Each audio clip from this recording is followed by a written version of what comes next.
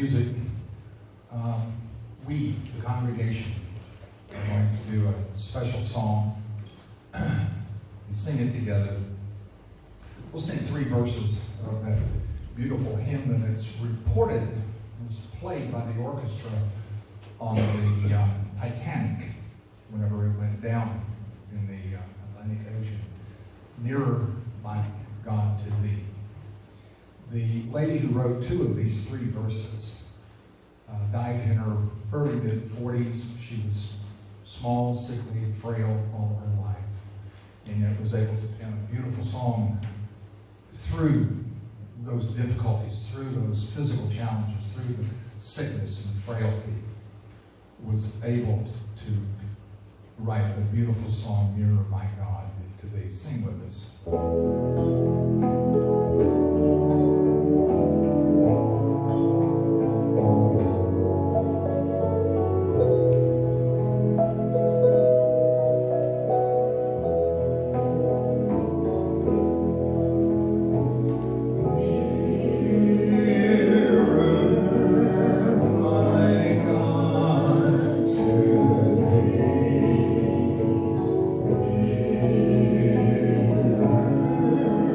To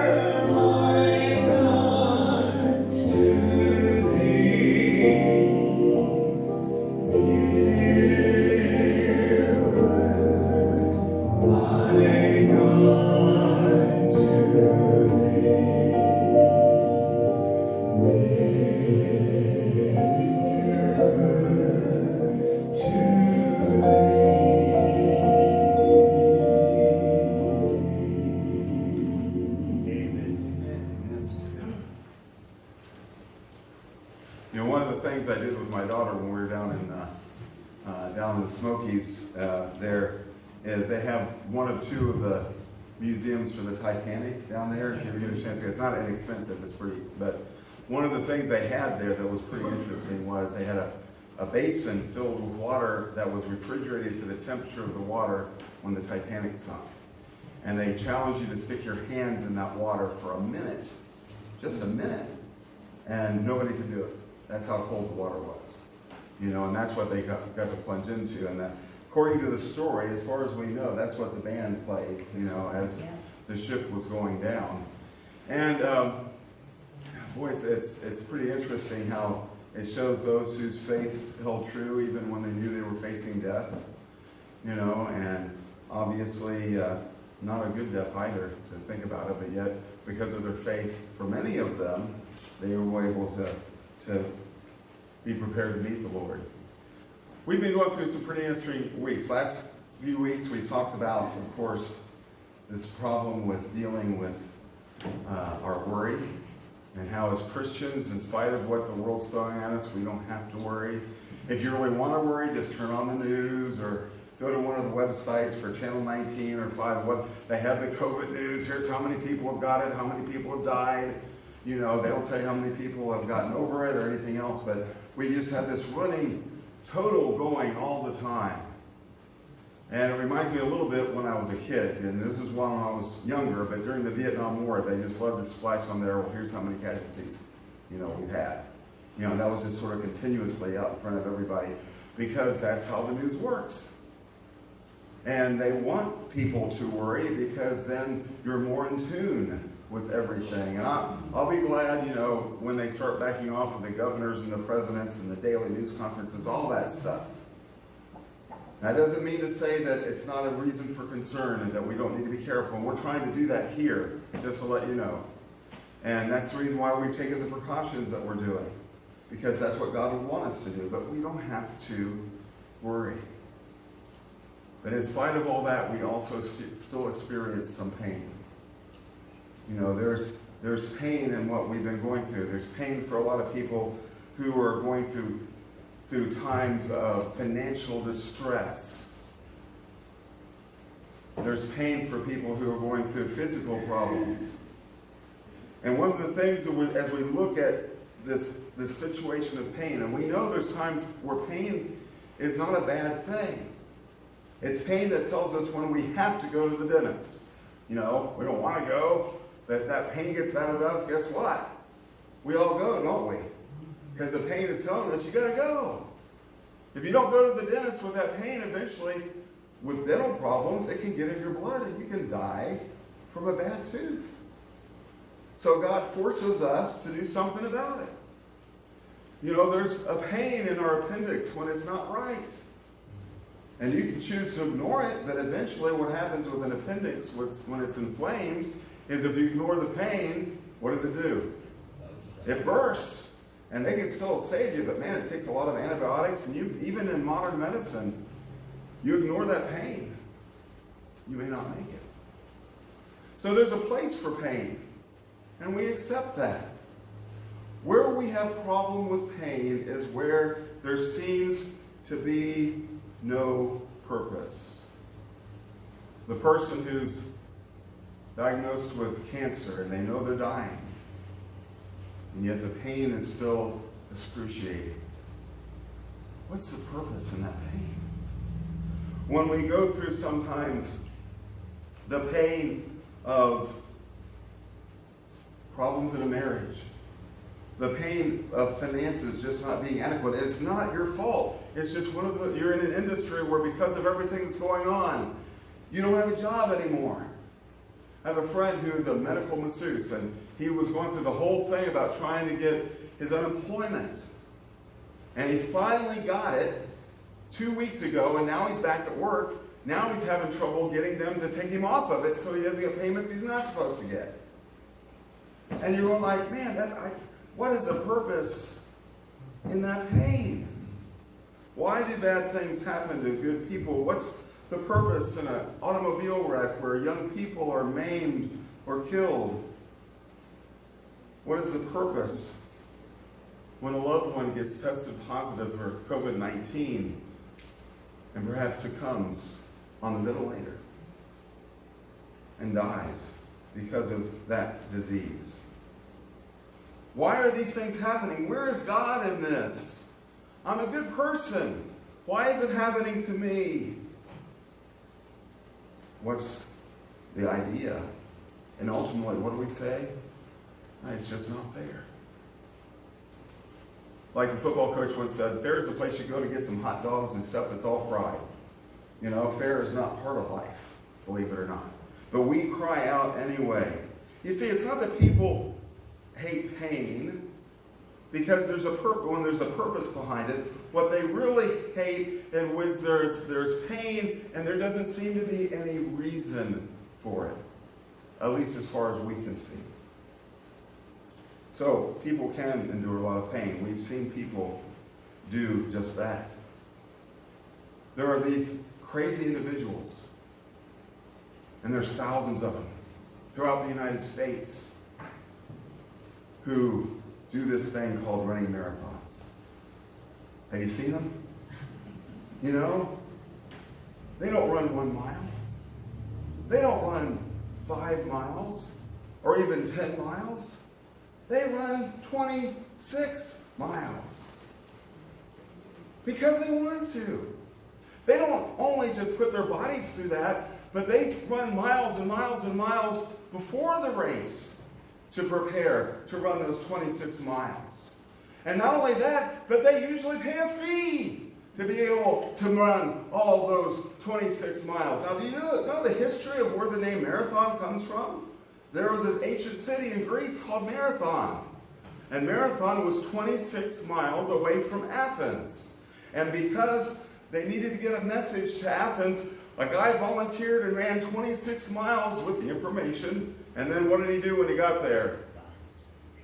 He died. And I'm going to volunteer and pay money to do that. That's crazy. That's painful. Have you ever watched the end of the marathon? Now, they put it on TV. Do you watch the middle? I mean, I don't know what's going on. But, you know, even the guys that are in great shape and the ladies and everything else, man, they've gone through this thing called the wall. And the wall is where the body's telling you, you're stupid. You know, stop doing this to me. Literally, your cells are starting to break down. You're going beyond what the body's telling you to do. And they keep on going. And then they get through the wall. And I think all that is you just get so numb you can't feel it anymore. So you might as well keep on going because they're cheering you on and you know the end's almost near. So you finally get through and they all collapse half the time. And why do people put themselves through that? If you want to talk about pain, man, that's pain. Even when I was in shape, and believe it or not, there was a time I was in shape. Many, many, many years ago. My least favorite thing of being in shape was running. I don't like running. I don't see a purpose in it. I think it's dumb, you know, but we have to run and do stuff. And I even have a medal from track and running, believe it or not. It was called the Big Man's Relay, and I was a shot putter. So at the Princeton Viking, at Princeton High School, we got second place in the Big Man's Relay for district, where you only, instead you're just running 110 with 4 guys. But we were fast enough, we beat all those other big fat guys.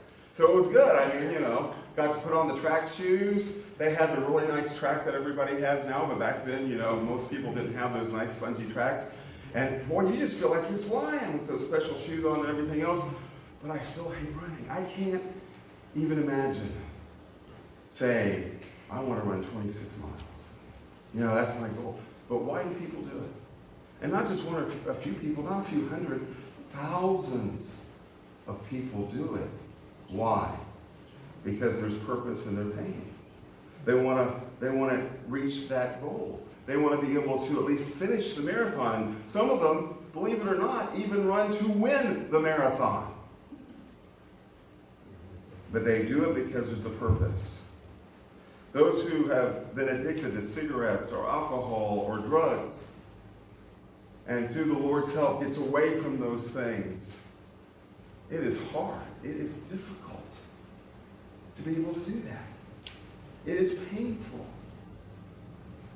And yet, if you make it through, there's a purpose in the pain. Ladies, we honored you last week with Mother's Day. But, one of the neat things with childbirth, and I got to be there for both of them, we had to do the Le Mans class things and different stuff, and got to be present and all that to make me appreciate my wife even more. But it's always amazing. One of the things you go through in childbirth, supposedly for all women, is this thing where it's like the transition time when you decide that your husband is the lowest form of microcosm, whatever it is, in the universe. What have you done to me? Because you're at the top of that pain and everything. And it's like, if you had a gun present there, the wife would take that gun and shoot her husband several times during this period. Now, I don't think most of you would, but I mean, you'd go through that period. Now, that's understandable. You're in a lot of pain. Maybe the meds aren't working all that great and everything's going on there. You've gone through all those hours of labor. And I understand that. What I don't understand, and this is true in almost every instance, and ladies, you can attest to that. It was true with us. The baby comes along, the husband's horrible, everything's horrible, I can't believe what you're doing to it. Hand him that baby, and it's like, oh, let's have another one. What are you ladies thinking? It's like, oh, I've got the baby now, let's do another one. And the husband's going like, you were just a couple hours ago telling me that I'm the lowest form of life on earth. And now you want to have another baby with me? I don't understand. Why is that?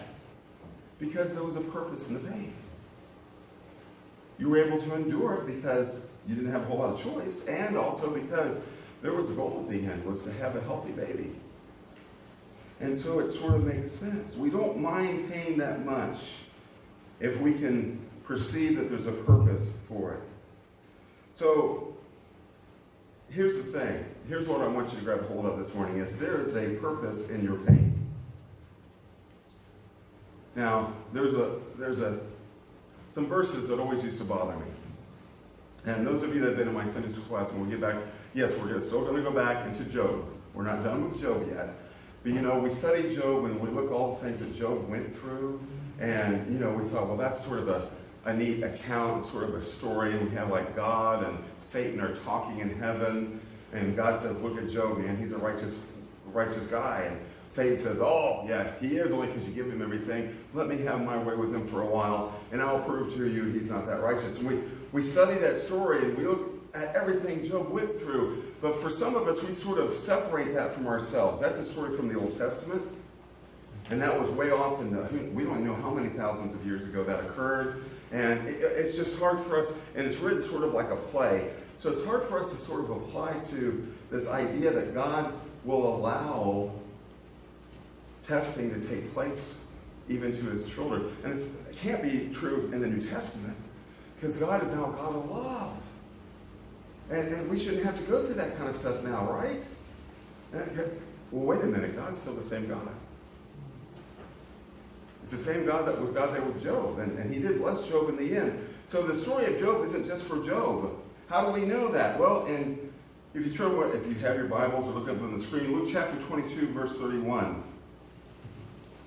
It says, Jesus is saying to Simon Peter, one of my favorite guys out of the New Testament, says, Simon, Simon, Satan has asked to sift all of you as wheat. Did you get that? He's asked to sift all of you as wheat. That sounds a lot like Job, doesn't it? Here's Satan going to God Almighty saying, those 12 apostles, I know I got one of them in my back pocket already. The rest of those guys aren't nothing. Let me put them to the test. Let me do this stuff to them. He's asked to sift all of you as wheat. We're talking trials and testing and hurt. He wants permission to attack the followers of Christ, the 12. And he says, Satan has asked to sift you all as wheat, but I have prayed for you, Simon, that your faith may not fail. Now, I want you to get that. It doesn't say that Jesus said, and I told Satan no. It doesn't say that, does it?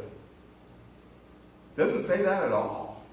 What it says is that I have prayed for you, that your faith may not fail. See, Jesus doesn't say that testing won't come. Jesus doesn't say that there won't be pain. In fact, Jesus always said the exact opposite. He said, pick up my cross and follow me.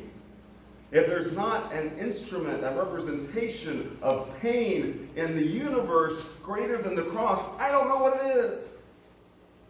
But being a Christian doesn't mean you're not going to be painful anymore. What it's saying is the pain that you have as a Christian, there's always going to be a purpose behind it. And Jesus is at the right hand of his Father, speaking on our behalf while we go through that pain. We're not alone. So, does it feel like you're under attack? You know those who have lost their jobs?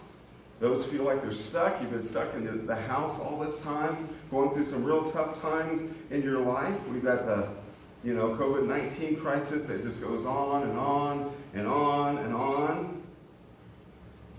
Now you got to wear a mask if you go out to some of the stores. In the old days, you'd wear a mask to a store and they would arrest you. Now you're not allowed in unless you got one for some stores. And let me just say, it's pretty interesting what people, and we've got masks too, so when we go into different places, we do, if they prefer masks, we put them, but people get so creative with it. I mean, you can go on now to, what is that, Pinterest thing, and get handmade masks and all these different kind of designs. The one that I think is probably the least appropriate that people don't wear those is the skull mask. That's just not good. Don't wear those if you got one of those, please. Just a plain old mask will work just fine if you need to be able to, want to be able to wear one to be more safe. But, you look in your life and we see, it seems like attacks all over the place. But let me tell you, that's not necessarily a bad thing. You see, sometimes God's preparation for us comes packaged as pain. I want you to get that. Sometimes God's preparation for us comes packaged in pain. Now, Bob, I'm going to use you as an example. One of the things that Bob went through in his life was this preparation to become a SEAL. And we're not going to say what it's called, but Hades Week, I guess we'll call it. Was that painful? Yes. I mean, did they purposely make it almost as painful as possible for you? They take you to a breaking point. Yeah, and then all the specialty schools, whether you're going through Ranger School or whatever it is that you're going through, they're all designed basically to get you to and if you're able to get past the breaking point, you can become a SEAL or a Ranger or whatever it is that you're trying to attain to. But a lot of people don't make it past. I mean, what's the washout rate? Do you remember by any chance? We went in with 33 and we graduated with 16. Okay, about half, 50%. 50% don't make it. Now, why are we putting our military guys through that?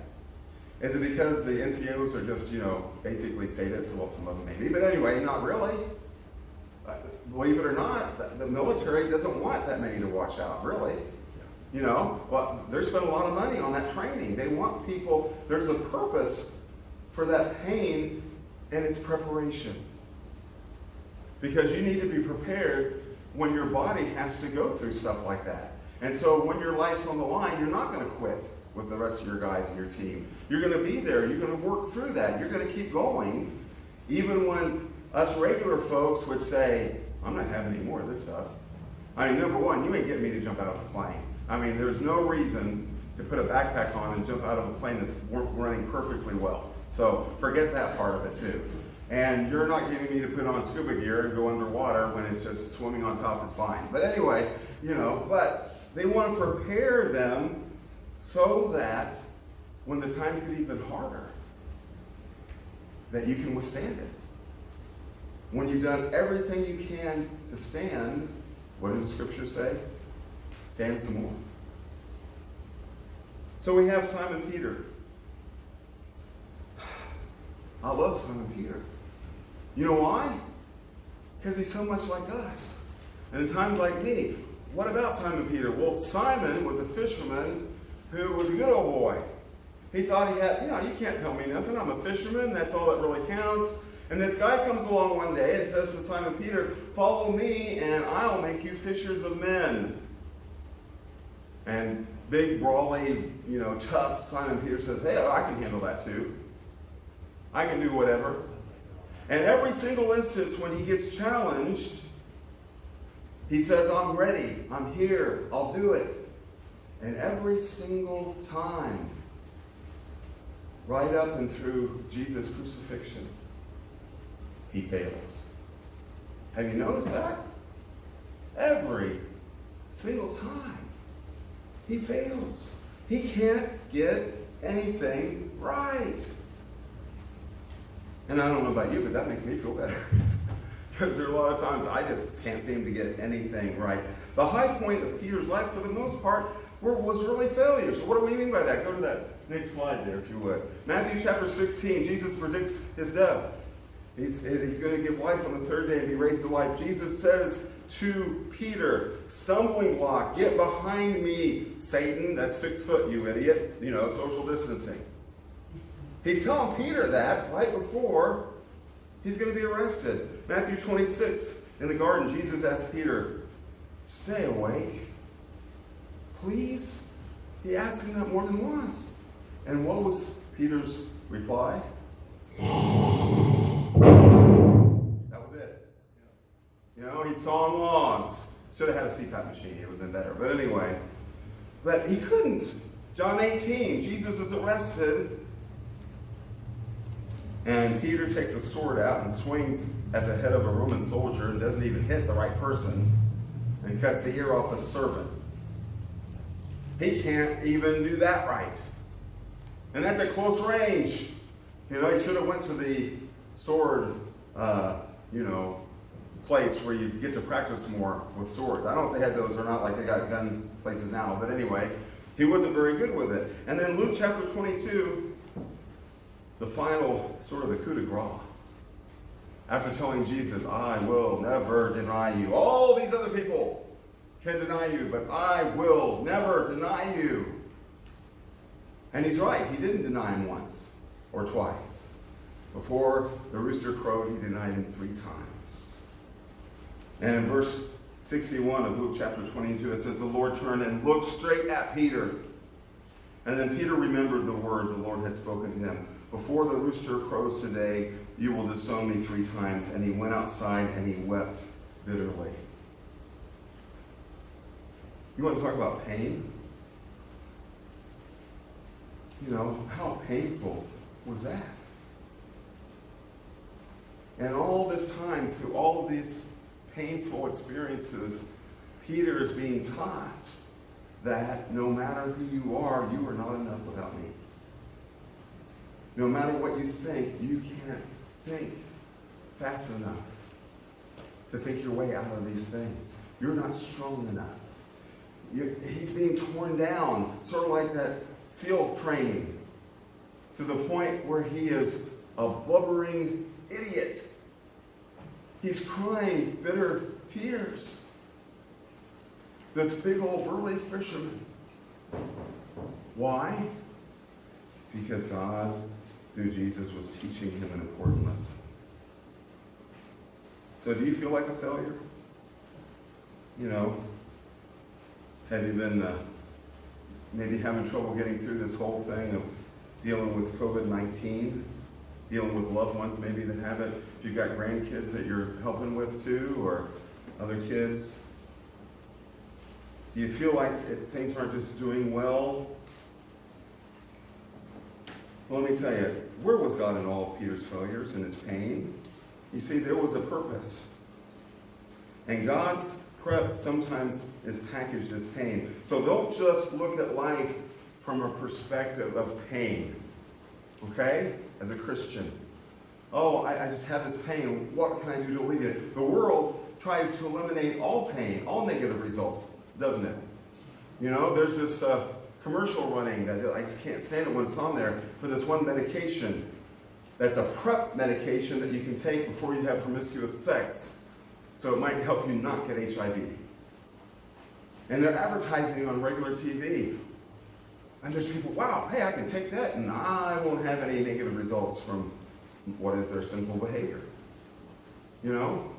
We try so hard, try to eliminate the pain in our lives, especially for the non-Christian. So we have every single type of pain medication you can imagine. If plain old Bufferin doesn't work, you take some aspirin. If that doesn't work, you take some Aleve. If that doesn't work, you take some other stuff. There's all kinds of different pain relievers that we try to take because we're taught, hey, I shouldn't have to have any pain. I shouldn't have to experience pain in life. Oh, when our little kids compete in sports, let's not give out first place trophies. Let's give out participation trophies because after all, if you don't win, that's going to be painful for them. And yet, pain is a part of life. So as a Christian, we need to be willing to look and to understand what pain means for us. See your pain from a perspective of purpose. Now, it may not be evident. I just wanted to let you know that. There may be pain in a loved one's life or in your life, and you're looking at it and saying, that's no fault of their own. Why are they going through that? Job had all that stuff